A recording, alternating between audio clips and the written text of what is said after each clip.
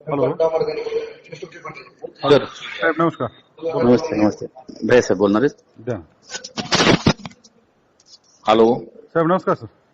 डोके साहेब, ते उमरत खालशीच्या विषयामध्ये तुम्ही ते ह्याला ते ग्राम रोजगार सेवकला कशामुळे नोटीस काढली? साहेब ते तक्रार आलेली त्याच्यात. कशाची तक्रार? त्याची तक्रार सही बी आली काही नाही. हो, मग त्याच्यात ज्यांनी- सुनावणी घेतोय, त्याच्यात सुनावणी घेतोय आणि हे करतो पुढची प्रोसेस लिखित साहेब त्याच्यात. डोके, एक तर तुम्ही ना माझ्या मतदारसंघाचा चार्ज मला न विचारता घेतलाय बरं. नाही साहेब त्यात तक्रार आलेली, तुम्हाला नाही चौकशी तर तुमच्या करावं लागलं. नाही तुम्ही एक तर चार्ज मला न विचारता घेतलाय बरं का. तुम्हाला असं वाटतंय ना 6 महिन्यात सरकार आली, तू महाराष्ट्रात कुठं बी असलं ना तुला सोडणार नाही बरं का. मी तुला सांगतो, तू हे माझ्या मतदारसंघात तमाशे करू नको बरं का. तुला सांगतो, नाही साहेब आलेलं चौकशी करतो ना, प्रोसेस तर करून घेतो ना. तुझे नाटक मीच बघीन बरं का. मी कुठं जरी गेला तरी तू महाराष्ट्राच्या बाहेर तर जाणार नाही तू. हा,